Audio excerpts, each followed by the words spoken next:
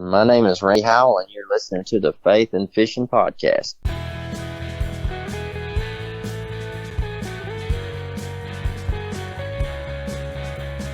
Welcome to the Faith and Fishing Podcast, where every episode I'll bring you an interview with a member of the fishing community, and they'll be sharing their faith stories and fishing memories with you. I'm your host, Cam Steele.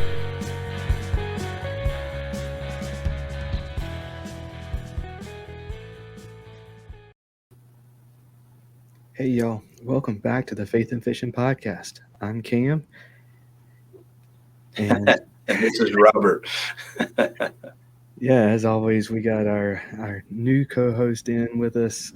Excited to have him in. And I thought for this episode, since we haven't really had an episode all about Robert, we would really go in depth on getting him introduced to y'all, so that y'all could get to know who he is and get to know maybe a little bit about me too. So before we do that, I don't have a ton of housekeeping stuff. Robert, you got any housekeeping stuff this time? No, not really. I'm good to go on that. Awesome. Well, in that case, let's go ahead. Let's hear some words from sponsors real quick, and then we will jump right into it. Sounds good. Savior Outdoors gives me confidence that no matter what happens, what I take on the water is coming back home with me. With retrieval devices for fishing rods, bow fishing bows, action cams, and even one that can be attached to your other gear, they've got your whole arsenal covered. When one of these devices goes in a drink, it releases a float attached to your gear by 60 feet of line so you can get it back, and the pressure-sensitive filter means that you don't have to worry about rain or dips in the water while landing a fish. At SaviorOutdoors.com, that's SAVUR Outdoors.com, you can use promo code FNFP15 to save 15% and try them for yourself.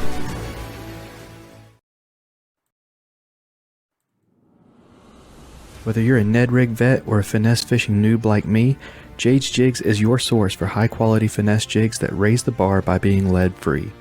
Using a tin bismuth alloy not only makes Jade's Jigs eco-friendly, it also makes the jig lighter so you get the same profile with less weight for the fish to feel.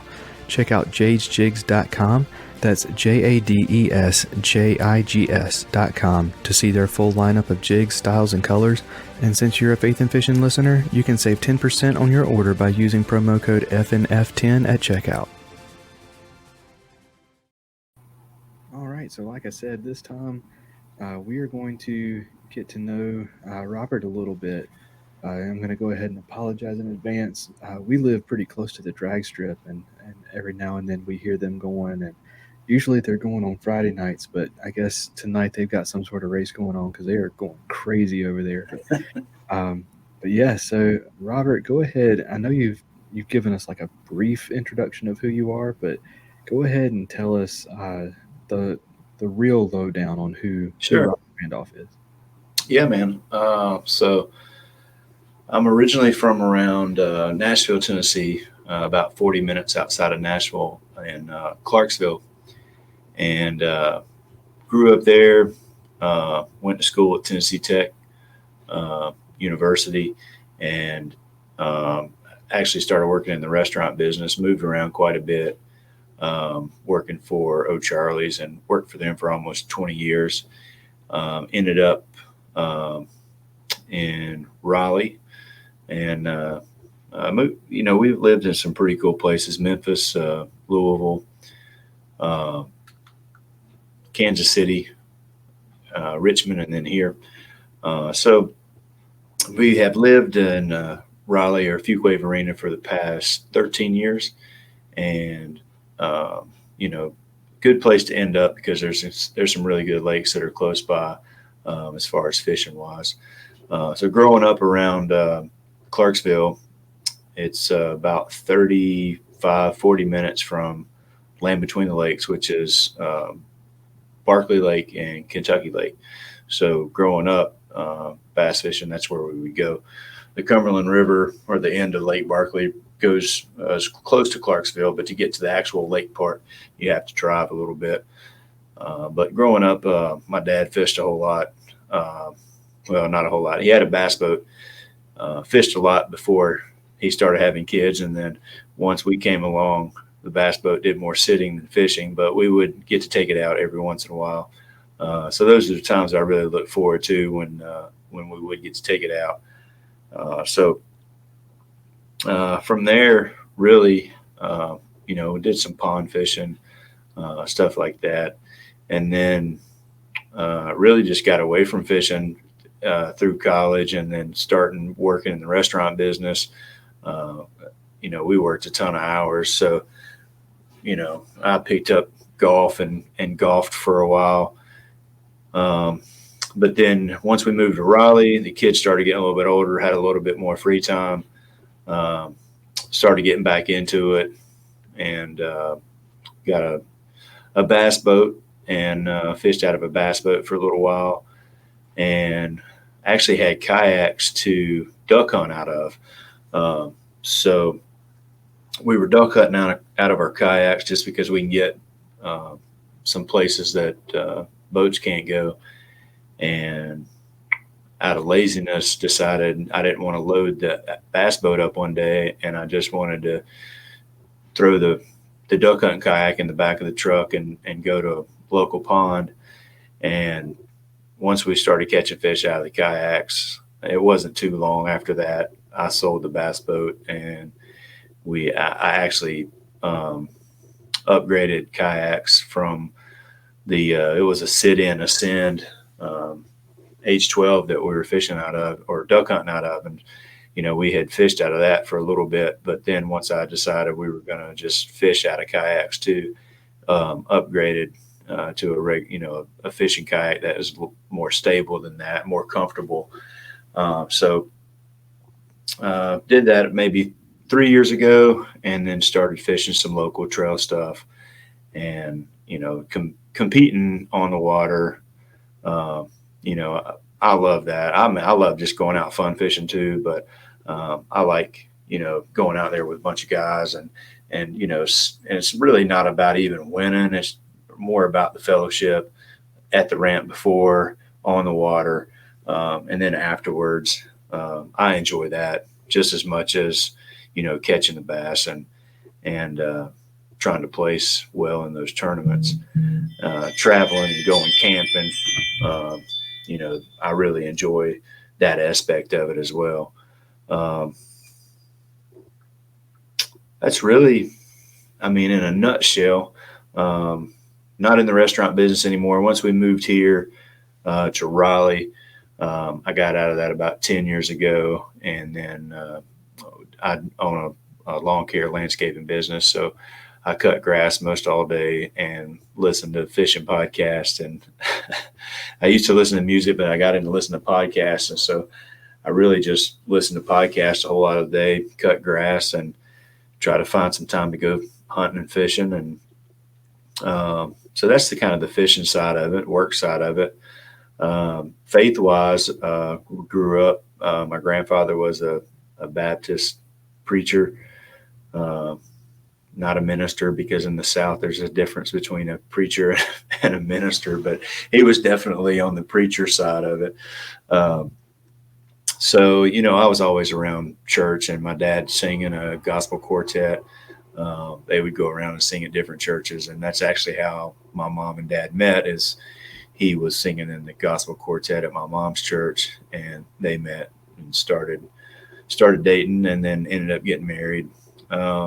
So, I was always around church, and we went to a smaller church when I was really young, and then once we got older, we changed to a church that was larger.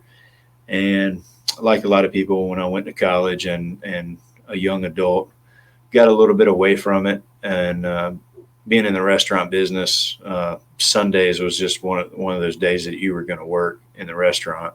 It's one of the busier days. But as we started having kids, me and my wife both wanted to make sure we brought them up in the church, and just having that connection to the community and other people that believed what we believed was important to us. And ended up getting out of the restaurant business, and started, we church topped a little bit, trying to figure out a good fit for us. when we moved to Fuquay, and ended up finding Triangle Community Church, which is in Cary. And, we've been there for, almost 11 or 12 years, something like that. So we enjoy it. The kids all are really involved in the youth program. Actually, my oldest son, who just left for college today, he is interning in the youth program and helping out the youth pastors. And the kids are up there, once or twice a week for their youth programs, and it really is just a good fit for us, and probably had more to do with my faith and me growing in my faith, being involved with that church. When the kids were small, me and my wife volunteered for the school age Sunday school. So we taught Sunday school usually about one Sunday or two Sundays a month, and they rotate the teachers out, and it's a volunteer basis, but rotate the Sunday school teachers out in there. So actually doing that and seeing the impact you can make on the smaller kids and introducing them to Jesus Christ and really helped me out and helped me grow in my faith, probably more than anything that I've done. So you're pretty familiar with that, seeing as how you help the youth, we're youth pastor in the past as well. So, and then that's kind of where we're at now. We're still going to church and still pretty involved in that. Help out in the cafe sometimes. And then as far as the fishing goes, this year I did a few Hobie BOSs, which I didn't really feel like I could compete on that level. But I wanted to try and see, and I wanted to go to a few of the tournaments just to kind of see where I was at. And, I was right about where I was at, probably middle to the lower part of the pack. But that's okay, because I wasn't going into it thinking I was going to, cash a check on any of these, especially when, the first one started selling out and you're 200 anglers. And a lot of those guys and girls are doing that on a more consistent basis than what I am, and they have some more time available to pre-fish and do stuff like that. So yeah, it's crazy how fast those things sold out. I wasn't, I'm not at a point where I can do that kind of traveling right now. But I did, watch as other people tried and couldn't get in. And yeah, I mean, some of them, it was like, what, 6 or 7 minutes that, like, after it was announced that it was already full. Yeah, it was crazy. I think starting out, the first one was at Toledo Bend, and I think they had like 70 or 80 people signed up for it, and that one had been open for a while, and then all of a sudden somebody posted, I don't know if it was on KBN or it was on one of our local pages or maybe Queen City. Somebody posted that, hey, like 30 more spots just sold out.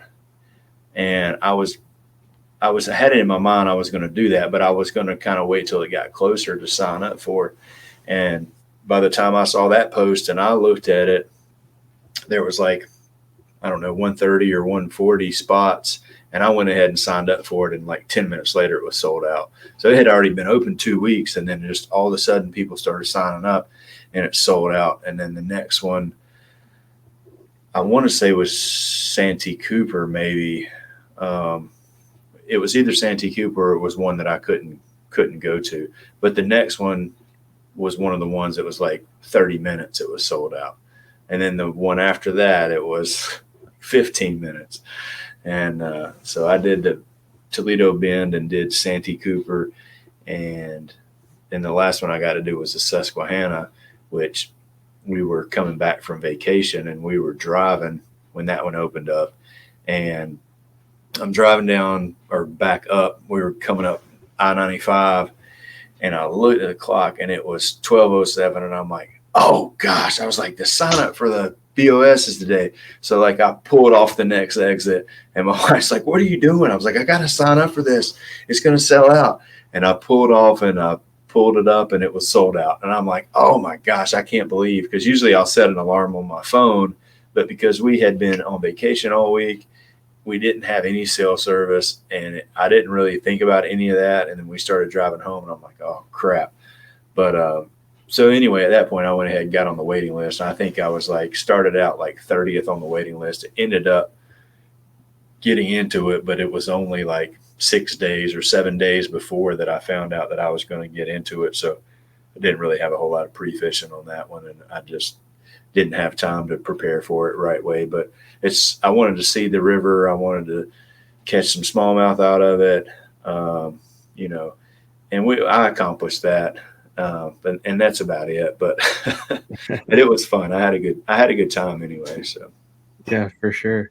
yeah, So I knew a lot of your story, but I didn't know all of it. I didn't realize how similar our stories were in a lot of ways. Because my grandpa was a preacher too. He in the Methodist denomination in the mountains of North Carolina.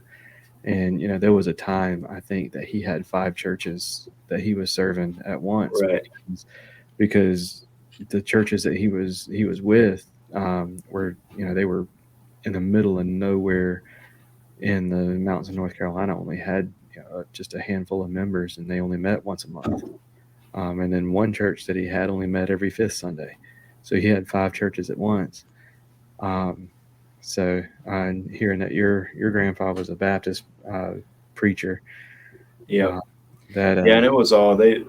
So my mom was she has 6 brothers and sisters, and my dad had 7 brothers and sisters, and so both big families, both grew up out in the country, like way out in the country.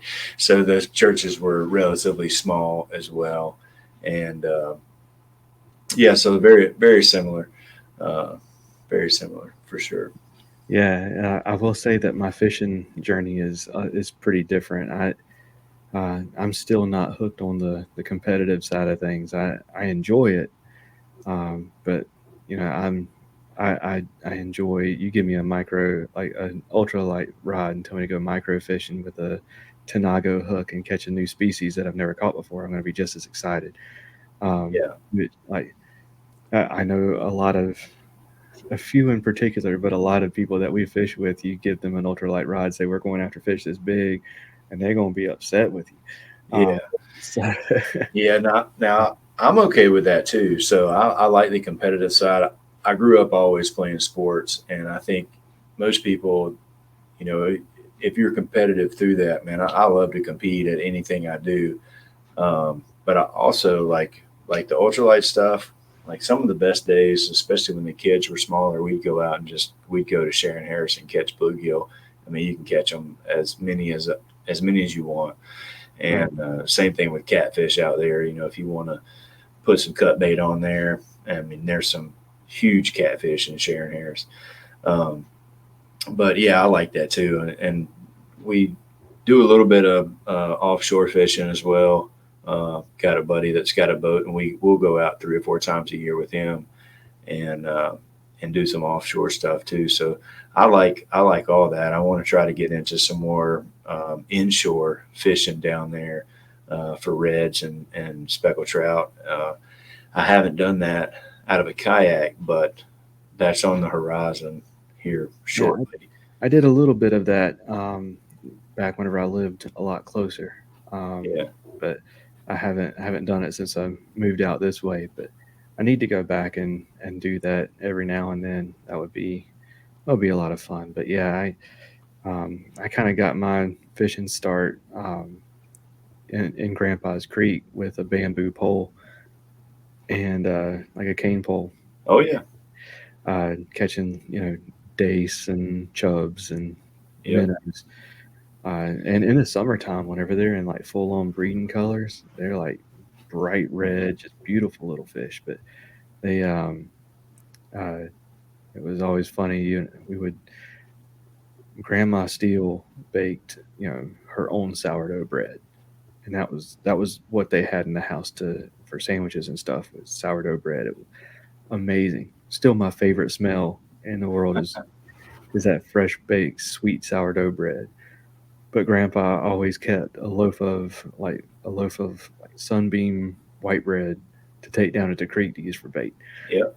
And we Yep. would put these little tiny bread balls put on the hook, and we would catch little minnows and crayfish and Mhm. little salamanders and stuff all the time. But Yeah, similar deal. There's I did a whole lot of creek fishing growing up too, and um, my grandmother on my mom's side, she lived on about 50 acres with a creek that ran in front of her house, and same thing. I mean, that's all you had was a cane pole when you went down there, and the one thing I do remember, and this is now thinking back on it, it's like pretty crazy because I'm pretty sure people don't do this anymore. But we used to catch all of our bait fish and minnows out of the creek, and you'd do it with two people, and you'd get a bed sheet, put a bed sheet down in the bottom of the creek, and stir up the water where it got cloudy, and then pick the bed sheet up, scrape your minnows off that you caught in the bed sheet. So I mean that's pretty ingenious ways to get your bait fish to get some bigger fish. But yeah, it's pretty cool to see how things have changed and to see kind of what we're doing now compared to when we were little kids, and just got to figure out a way to make sure we get the kids now out there and doing those things and get them interested in the outdoors and fishing. And um, hopefully that's a little bit of my goal of what I'm doing is to try to get more people outdoors and um, off the phones and not just watching the fishing videos on YouTube, but actually getting out and doing it. Um, so absolutely, and we already talked about it on a Faith and Fishing live show, but I know from our analytics that the Faith and Fishing live shows are typically the ones that don't do very well, don't get listened to very much. yeah, So if somebody missed that one, kind of let us know what Outdoors to Go is. yeah, the outdoors to go on YouTube, Instagram. Um, so basically, kind of my thought process behind it was, kind of a mobile outdoors. There's some duck hunting videos on there. There's a lot of fishing videos on there. Planning on putting some more hunting videos up there this fall. There's some tournament fishing videos on there, but kind of my goal on that is to just show every day trip, whether it's a hunting or a fishing trip, and try to get people to be more engaged and kind of my goal is to challenge them to get out there and do that stuff as well and not just be a participant through screen and computer, is to actually challenge them to get out there and do stuff and bring a kid with them and teach them something, and keep this sport and sports that we love, the hunting and fishing, just keep it growing because um, it's the numbers are not getting bigger. So I want my grandkids to have the same chances and opportunities, and if the hunters and the fishermen and the anglers, if that number goes down, our voices go down, and our pull politically to help conserve this land and the game lands and stuff that we do have and the rivers and the lakes, that also goes down as well. So it's very important that we keep bringing people into the hunting and fishing world. Absolutely. So yeah, I guess I should let the listeners know how we ended up meeting. Um, it was funny. I don't remember what post it was.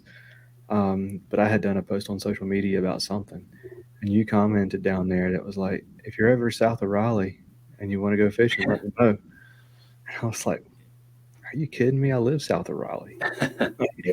Let's do Yeah. this. And So I think it was the next weekend we ended up going out and doing some fishing together. yeah. Yeah. I think we're probably only like 15 minutes apart, something like that, Yeah. which is kind of crazy because, you don't think about when you're following people and you're seeing. I mean, you can see there's quite a few people um, that are within 45 minutes to an hour. J2 Countries, Fayetteville, Yeah. Country Boy, Creek Fishing. I mean, that dude, man, he comments and likes.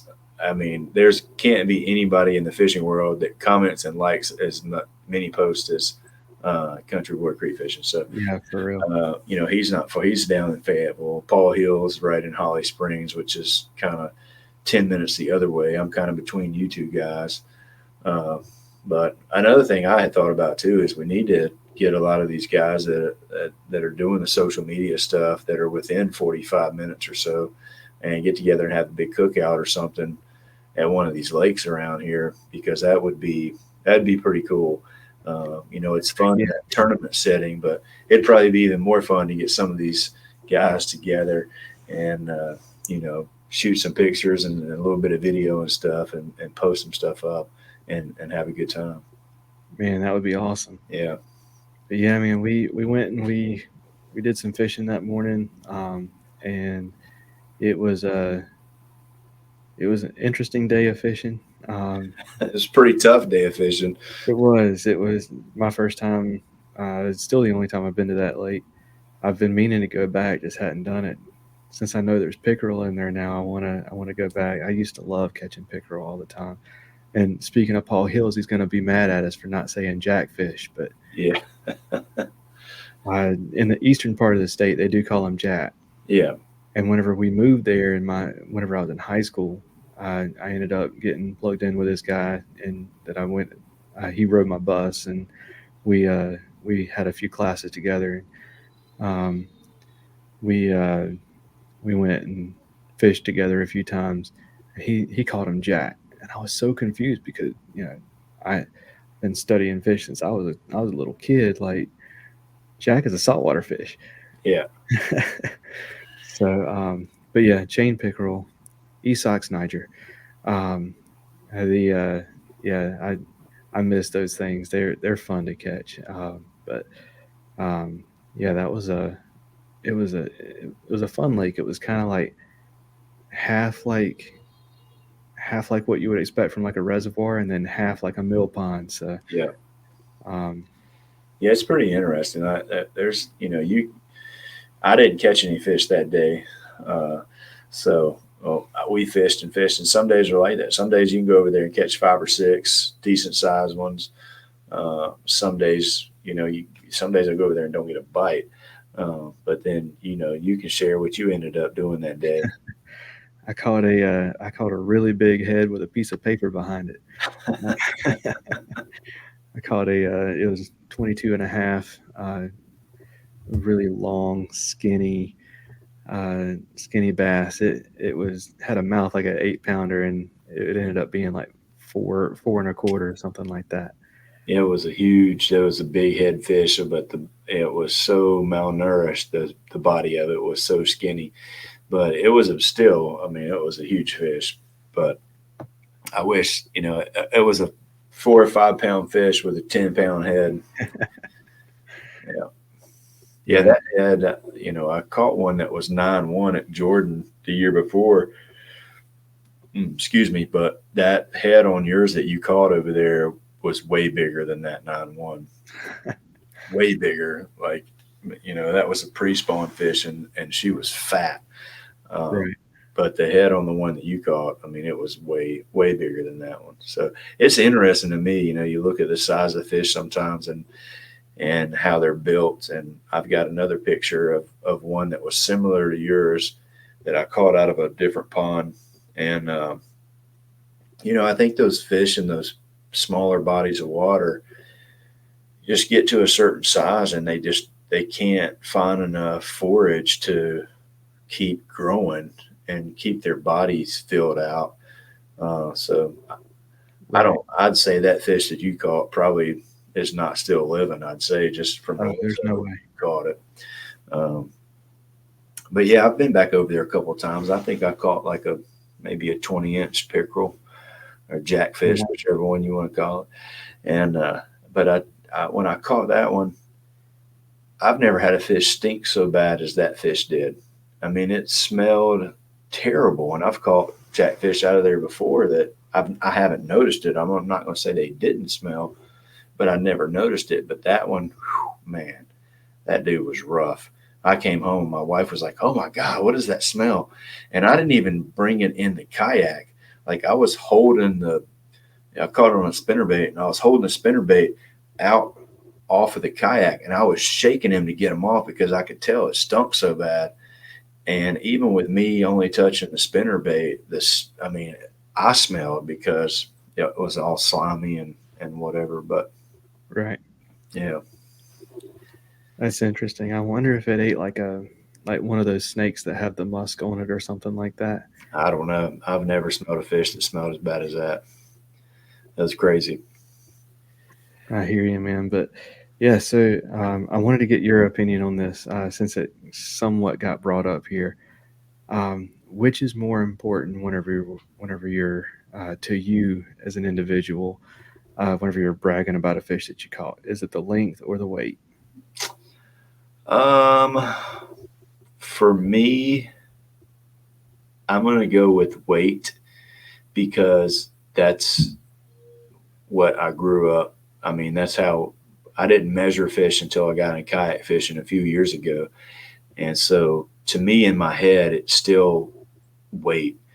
Now, the more and more I get involved in the kayak side of it, um, I do think the length is a better, no pun intended, but it's a better measurement of the fish than the weight because that weight can vary. So I think, the length is, I want to say, a more accurate way to judge the fish, if that makes sense.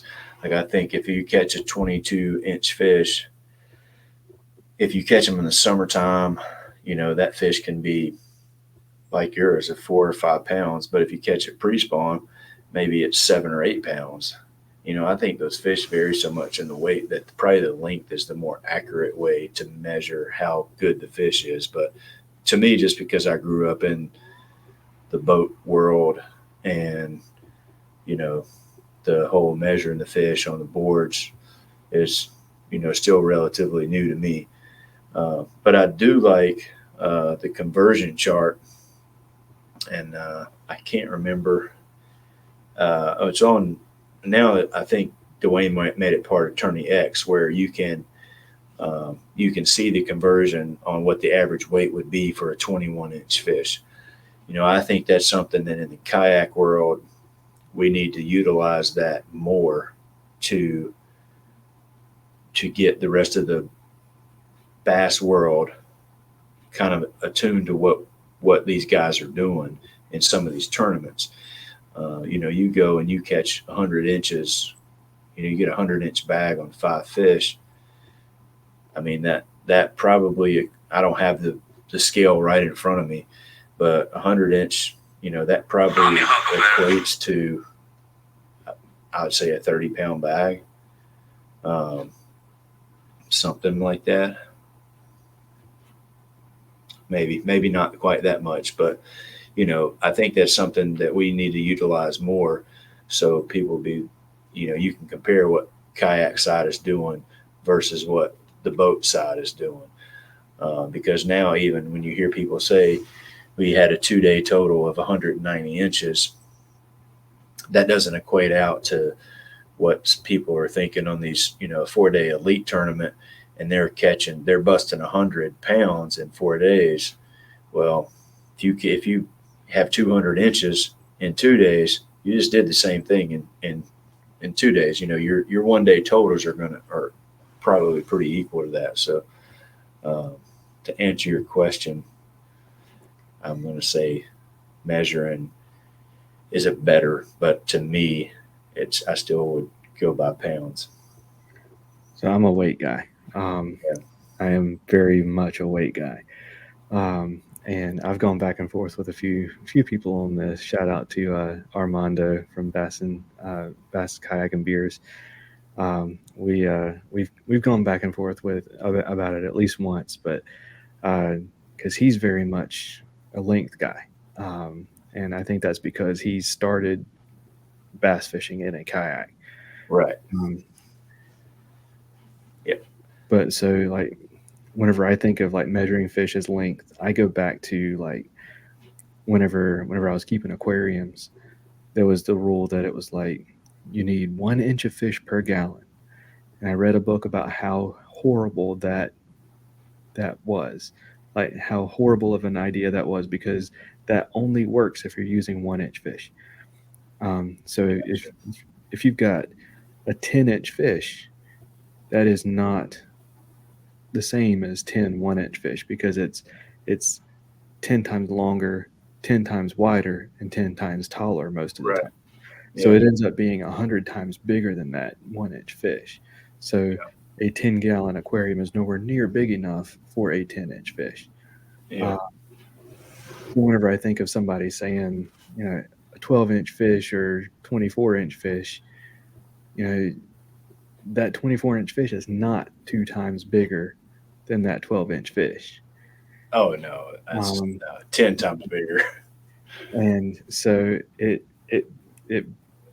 hurts me to go and say, well, I caught a 16 today. Yeah. Unless I'm talking about a 16-pound bass, and it's not gonna hurt me at all to say it. But yeah, that's always bugged me. And now that there's I really like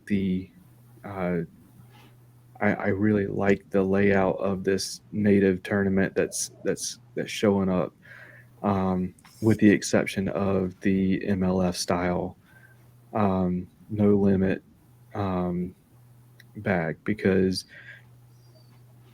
if you catch 2 24-inch fish, and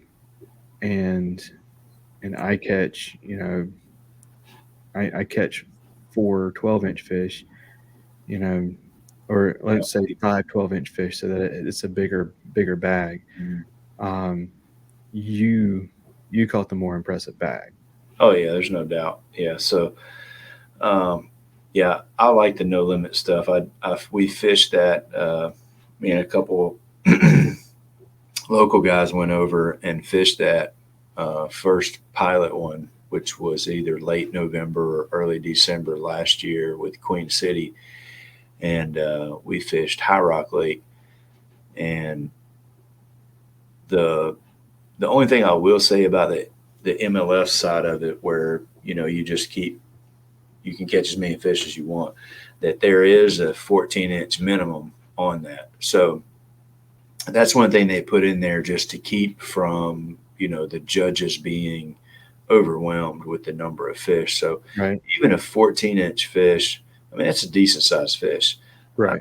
I don't think it would probably quite be 2 pounds, but the 1 pound little 12-inch fish, not going to do you any good. And the $1,000 big fish an hour is incentive to go after the big fish and catch a whole bunch of little fish.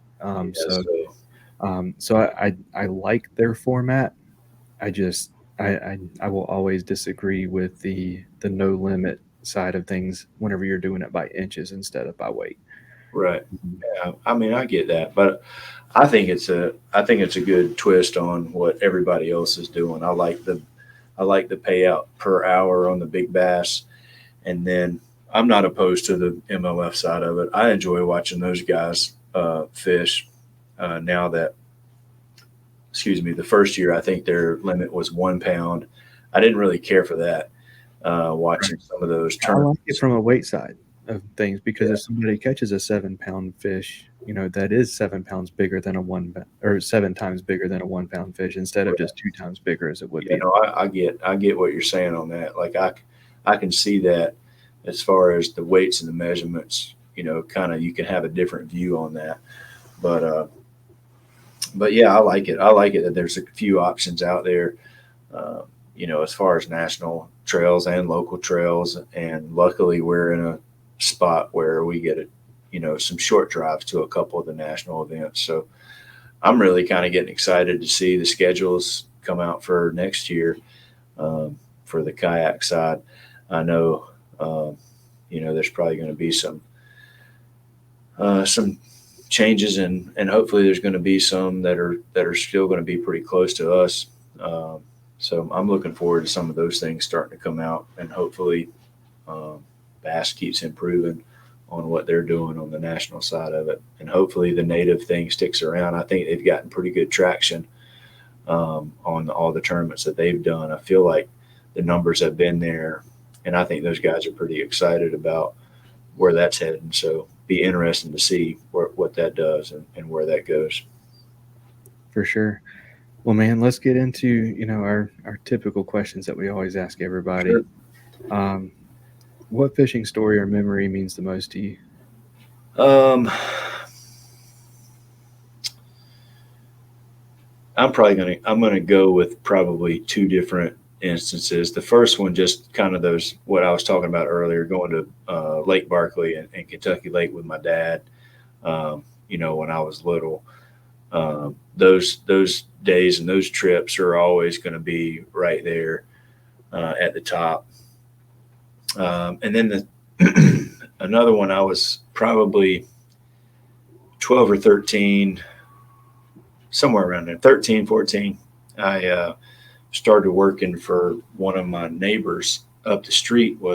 He had a plumbing business, and he did commercial plumbing for commercial buildings, and he did the groundwork and the install. So I would work for him all summer. At the end of the summer, he would take us to Panama City in the Gulf of Mexico, and we'd go on a deep sea fishing trip at the end of the summer.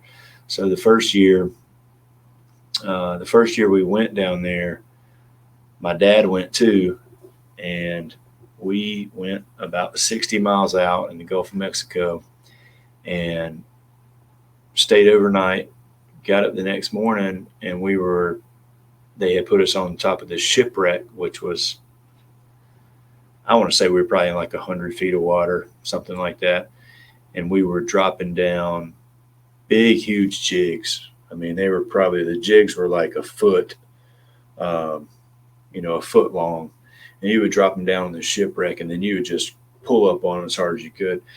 Well, it didn't take too many pulls. And, dude, we were catching amberjack, grouper, I mean, as fast as you could reel them in.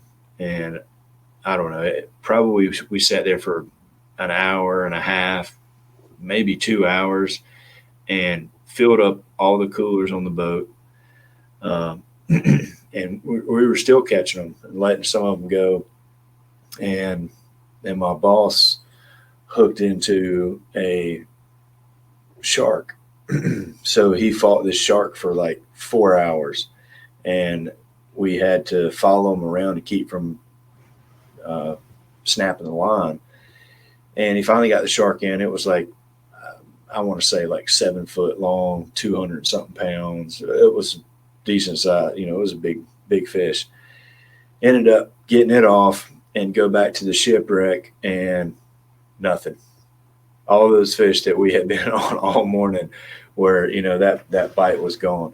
But just the sheer number, and looking down over the side of the boat, and you could see way down in the water and reeling those fish up. I mean, that's something that's always stuck with me. So I'd say those two things. That's awesome. Yeah. Yeah. For me, I've shared this story before, but it was taking my nephew fishing for the first time. He got introduced to bass fishing through a like nature show that he was watching, and he wanted to go fishing. So me being the fisherman in the family, everybody asked me if I would take him. And they've got my brother-in-law and sister-in-law have a little place up on High Rock Lake. We went and just kind of set him up with a little Zebco and fished off the dock there. And he went and took a nap right as soon as I got there, and I kind of went and scouted to see where they were, what depth they were at, and everything, so that I could make it as fun as possible for him. He ended up catching a fish on his first cast, um, and it was like 5 fish in 15 minutes on 5 casts, and he was done. He was ready to go play, but he was ready to go fishing the next morning, and so that was awesome. Yeah, that is cool. I'll never forget, him, just him being so excited and bewildered and everything. So here pretty soon, I'm going to be taking Henry for the first time. So that's going to be awesome too. Yeah. Oh yeah. And that's some of the, I went back to when I was a kid, but you could just as easily put in there, going with, taking my kids too, because, those are something that they'll always remember. And me too. There's some pictures of my daughter and catching bluegill and stuff. And she's holding her hand up and she's got the fish, beside her hand. And she's like, she's just got her mouth wide open. And, same with Ryder and Mason, they both love to go catch some fish. So yeah, those are good times when we were little and then when our kids are little. So I like both of those. Absolutely. And whenever you're out fishing with somebody, what are you typically talking about? It really just depends on depends on who it is. And just try to find some common ground with who you're out there with. And, I guess we talk about fishing, I would say. If I'm out there fishing, that's probably what we're talking about. But then at the same time, if it's somebody new that I haven't been fishing with before, try to get to know them a little bit better. And just, kind of whatever comes up. I mean, I'm always game for some sports conversations, work, life, faith, just kind of whatever comes up. I'm pretty much open book. I like to talk about it all. You're a pretty good salesman for the local tournament trails too. Yeah. I'll do that too, because anytime that I'm out there, and especially if I see people fishing in kayaks, just because I think the more people that get involved with that, I think it's just going to keep growing the tournament side of it, which in turn is going to keep growing, the recreation side of it too, and just get more people into that side of it. And, with the price of bass boats now, I mean, I had a bass boat before, but it was an old beat up, cheap bass boat. Like I can't go spend $100,000 on these new boats now, but you know what? I can spend $3,000 or $4,000, and I can go and I can spend $1,500 on a nice kayak, and then I can add a $300 this or a $400 that, and just keep building the rig that that I want to have, and something that's competitive. And so that's a lot more feasible, I think, for most people now than to try to get into the tournament boat side of it, or even the recreation side of it. Even used boats, you're going to pay $15,000-$20,000 for a decent used rig. So to me, it makes a lot more sense to go the kayak route. And so when I see somebody out there, I always try to, tell them about the local trails and invite them out. And, who knows what may happen, right? Yeah. They may get just interested enough to end up being the chaplain for There you go. There you go. Yeah, man. Well, let's jump into what's your favorite. We'll kind of go back and forth, and I'll share my favorite too. And let's jump into that right after this. Atollas, based out of Charleston, South Carolina, is an eyewear accessory and gear company focused on enhancing your time on the water. Their floating sunglass retainers are the most technically advanced around. Over 5 years of engineering, testing, and exhaustive feedback from paddlers, anglers, and watermen have resulted in a patented design in a class of its own. They're incredibly light and comfortable, built for durability, sport a sleek, minimal design, float virtually all brands and models of sunglasses, and they're backed for life. So if you break them, Atollas will replace them. No questions asked. Whether you're fishing, kayaking, or boating, Atollas will save your shades from the dream. Head on over to atollas.co to check out their gear and use promo code faithnfish15. That's faith, the letter N, fish, the number 1, 5, at checkout to save 15% on your order. All right, man. So what is your favorite scripture? Well, I grew up playing football, and luckily all the coaches that I had would lead us in prayer before the game, and it was always the Lord's Prayer. So Matthew 6:9 is probably my favorite scripture just because of that. So, it's one thing that we try to do around the dinner table on occasion. We don't say that prayer every time, but there was a while that on Sunday night, that's what we would say, that prayer. That would be our prayer for Sunday night dinner at our kitchen table. And I think it shows us how to pray, and it's a good example. And it just always goes back for me to right before you're playing a football game, which, that's pretty cool too. Absolutely. Quick shout out, if you are someone who is not super comfortable praying or want to learn how to pray, the book Before Amen by Max Lucado is absolutely phenomenal, and I highly recommend it. He's got this thing called a pocket prayer that kind of guides you through the like a really quick, easy prayer that kind of is based off of the Lord's Prayer. But it's, if I'm not mistaken, it's God, you are good. Let's see, you are good. I need help. So are they. Thank you. Amen. But and then kind of expand on each one of those, tell him why he's good, tell him why you need help, tell them why they need help, and then tell them what you're thankful for. So that phenomenal book. And I'll go ahead and share my favorite scripture as well. It's I'm going to Philippians for mine. Philippians 4, 6, and 7. Basically, I'm going to paraphrase because I don't have it memorized, but I've got it memorized but I don't have it like all the different translations jumbled up together. But it's don't be worried about anything, or don't be anxious about anything, but pray about everything. With thanksgiving, make your requests known to God, and the peace that surpasses all understanding will be granted to you. That basically, that doesn't promise that you'll get what you want. It doesn't promise that your prayer will be answered.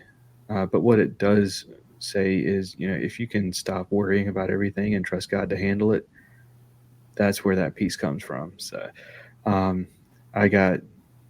was introduced to that verse whenever I found out that my family was moving, and I was pretty upset about it. And I was 15 years old and just accepted Christ, just finally started getting to the point where I felt like I belonged somewhere, and then I got up and moved. So, but my youth pastor's husband sat me down and said, this scripture seems like it would be something you would get a lot out of right now. And so that one's always stuck with me. Cool.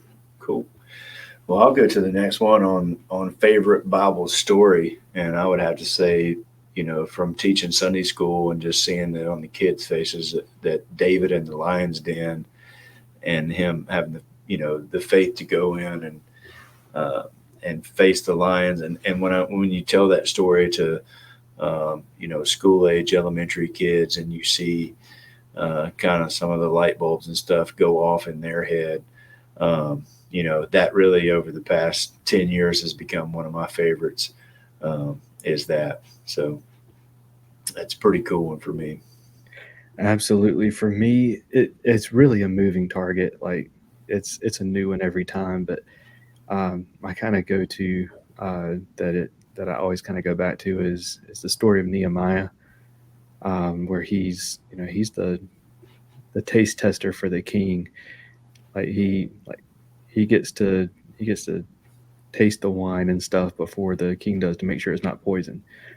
And he's upset. He hears about how his his uh, his homeland has fallen, and he kind of asks the king for permission to go and rebuild the walls of Jerusalem, and he gets sent back to rebuild the walls. And it's that story of you know his hardships with that and his successes with that, and how he's having stuff from inside the kingdom. He's like gone back and he's leading this group of of anybody but mason workers building this wall, and every night somebody coming and tearing it down. And this story of how he became this leader and everything. It's really awesome, powerful story, and that one's kind of my go-to most of the time.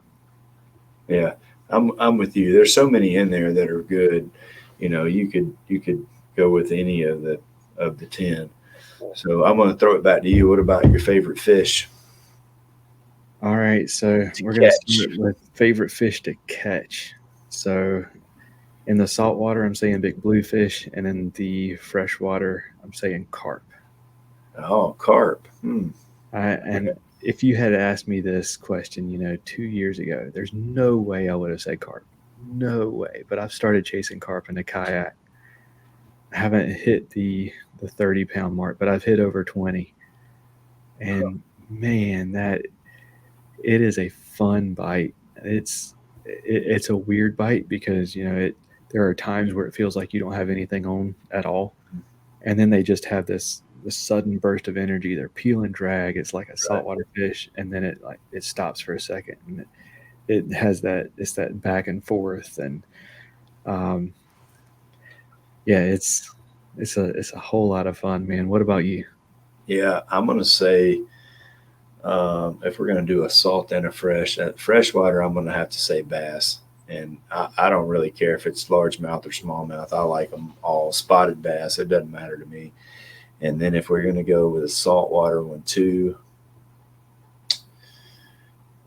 I tell you probably the most fun, and it kind of goes along with what you said on bluefish, but Spanish mackerel. I mean, we've had some days where you're reeling them in as fast as you can put the spoons back out there, and that's usually what we're catching them on, are spoons. And as fast as you're putting the spoons back out there, you're reeling it back in with a Spanish on there. So that's pretty good for me anyway. That's I like the bigger fish too, but the Spanish mackerel is just, it seems to be a lot of action all day on those. Absolutely. All right, man. What about your favorite fish to fish for then? Well, I think to fish for, I'm going to have to go with the largemouth. I mean, just trying to figure that out. It's more of a chess game than anything else. Because you can go to a body of water, you know where they should be at, and sometimes they're there. But if they're there, how can you get them to bite? Or they should be here, but they're not there. So then you got to find out where they are at, and again figure out what they're going to bite for that day. And some days you go out there and you don't catch anything, and that's okay too. They beat you that day, but then the next day, the next time you go, you want to try to beat them.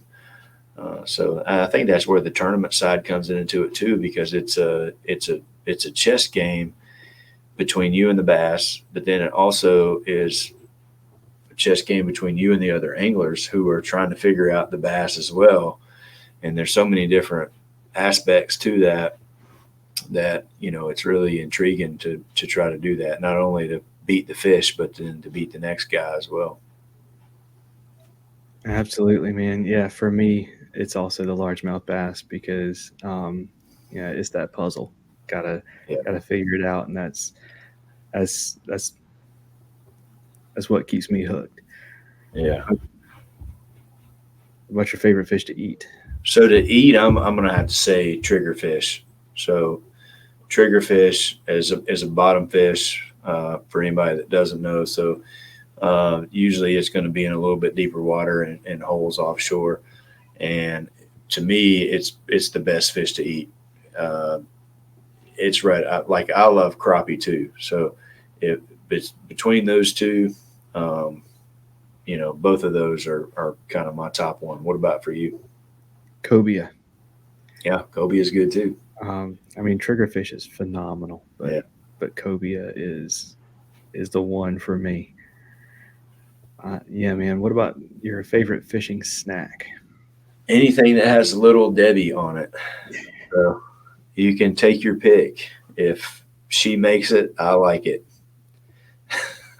That's awesome. If you're gonna make me pick one, I'm gonna have to go with the oatmeal pie just because of the durability. It holds up a little bit better than some of the other ones. That's awesome. We had Jimmy Houston on, and that was his favorite was the white snack cakes. Yeah, He said, "I've been trying to get sponsored by Little Debbie, but they'd have to change the name to Big Deborah." yeah, that's right. Yeah, so I mean, that's one of those things, and that kind of goes back to when I was a kid too, because and this is for anybody that's listening. If you're taking kids, you want to try to make it as fun as experience as you can, and snacks and sodas always are at the top of the list when you're going fishing with kids because you may go out there and not have the best day, but if they go and they get to have some snacks and they get to be on a boat or kayak or on the bank and having a good time and having some good eats, then they're going to love it whether they catch 10 fish or no fish, and they'll be looking forward to it the next time. And that's why it's any of those little Debbie's, because my dad, that's what he would do. He would go and we would get some oatmeal cream pies, and he liked Diet Coke. That's all we ever had. So it was oatmeal cream pies and Diet Cokes, and we'd go have a big time. That's awesome. Yeah, for me, it's crunchy Cheetos. Um, like just the individual size bags because you can just pop them open and you don't have to get your fingers messy or anything. Just pour them in. Yeah. All about that crunch, man. Yep. So what about body of water? Well, you know this. It's Lake Crabtree here in Raleigh. The lake I learned on for kayak fishing no longer exists. So I cut my teeth on Toll's Mill Pond in Deep Run, North Carolina, and Hurricane Matthew destroyed it. Hmm. It blew out the dam, and it was it had just gotten back to being a decent fishery after Floyd did the same thing, and then they just weren't able to get it rebuilt. And then it's a good thing they didn't, because Florence would have done it right after, just a couple years after Matthew. So that area has had 300-year floods in 20 years. Yeah. 5 years, something like that. So Yeah. Matthew was no good. Where my shop is close to where Middle Creek comes through, and when Matthew came through, it flooded all down in there. I mean, our shop was underwater, and so that was a lot of rain this area got when Matthew came through. I mean, a lot of rain. yeah, So I was working at the church at the time, and the church was on the other side of the Neuse River, and it was a long time before I was able to get back over there because all the bridges were gone. Yep. It was a crazy time. What do we got after? What's your favorite body of water to fish? Oh yeah. So mine, I'd have to say Jordan. I like Jordan. I like Sharon Harris too, but it's I got tell you what, any body of water that gives me a 9-pounder automatically jumps to the top of the list. yeah. So Jordan, I did get that big one, and I've gotten several nice fish off of Jordan. Now I will say that I don't normally catch a lot of numbers at Jordan, but I do catch more there than at Harris. Harris, usually if you catch one, or for me anyway, it's going to be a 3 or 4 or 5 pounder. I don't usually catch small fish at Harris, but I don't catch a lot. And Jordan, I usually catch decent fish too, but just a few more numbers. But all these lakes around here, I've had pretty good luck. I like McIntosh. That's been pretty hot lately. I haven't fished it this year, but last year I did pretty well there. And I've enjoyed going and doing these Hobies and seeing some of these lakes that I never would have went to. I never would have went to Toledo Bend or Santee's, not that far away. I might have went there, but when you're 15 minutes from Jordan and Harris, not a whole lot of reason, to go to these new ones. But I'm glad I started kind of venturing out some, because I definitely, in the Susquehanna, I mean, that was pretty intriguing to see how wide that river is, and just coming through those mountains like it does, and the smallmouth that are in there, and just seeing the number of people that were up there to fish that tournament. It was a pretty good time. Yeah. What do we got next on there? We got lure. Is that the next one? Favorite lure. Favorite lure.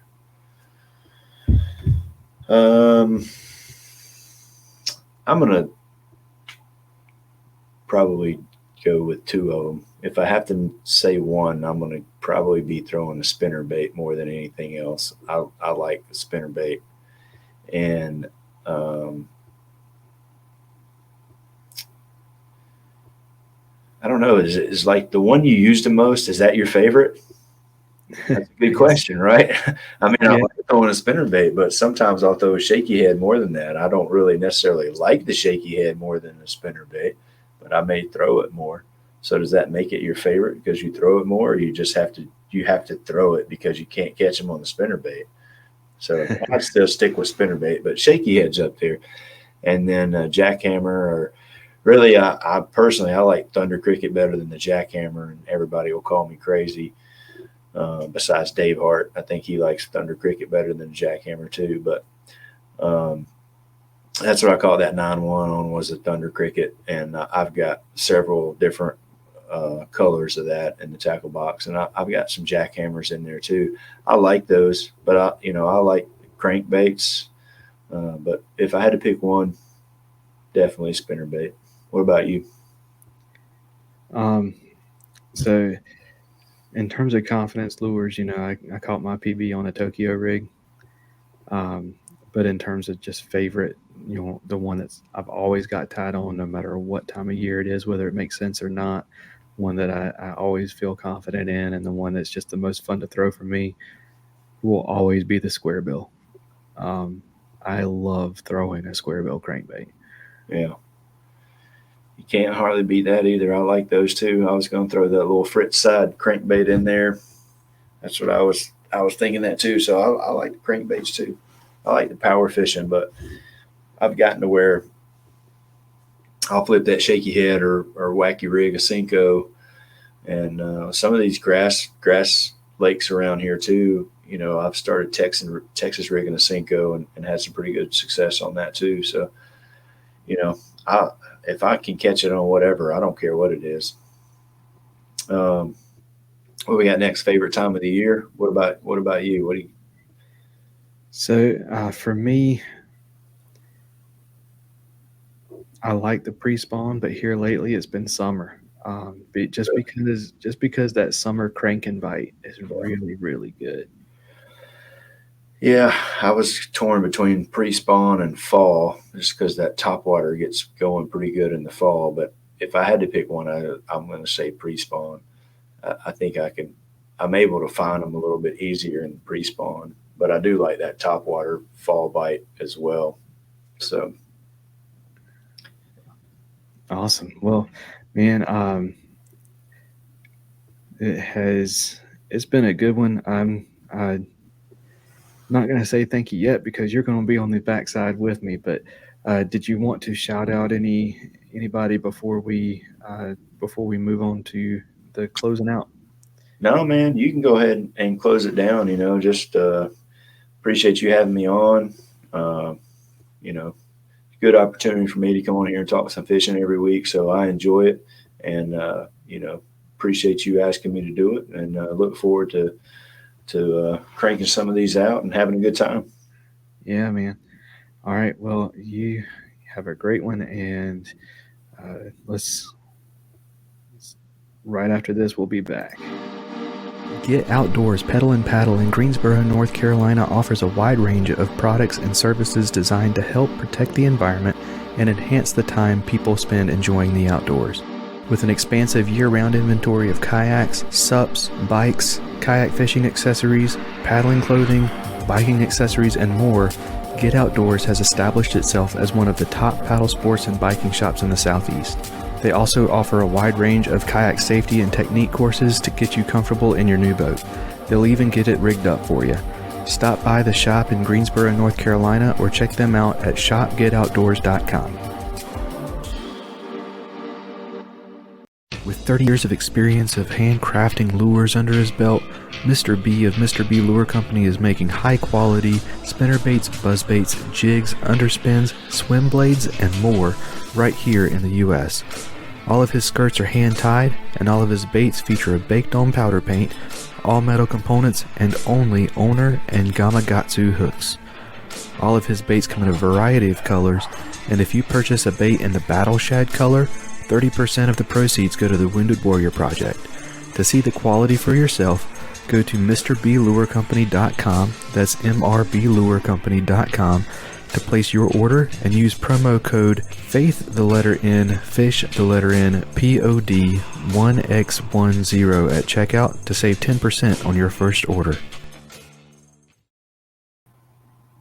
All right, well, Robert, did you have anything to add before we close out, man? No, man, just had a good time.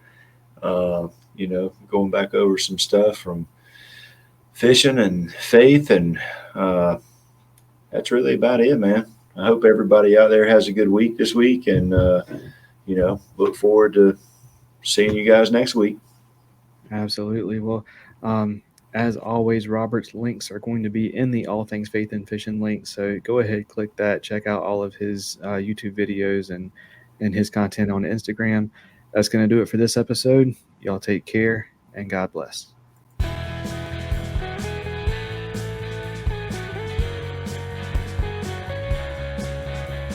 Thank you for listening to the Faith and Fishing podcast. Faith and Fishing is produced and hosted by me, Cam Steele, and is sponsored by Jade's Jigs, Get Outdoors Pedal and Paddle, Save Your Outdoors, Atollas, and Mr. B Lure Company. Be sure to give us a rating and a review, and to subscribe wherever you listen to podcasts. That's going to do it for this episode. Y'all take care, and God bless.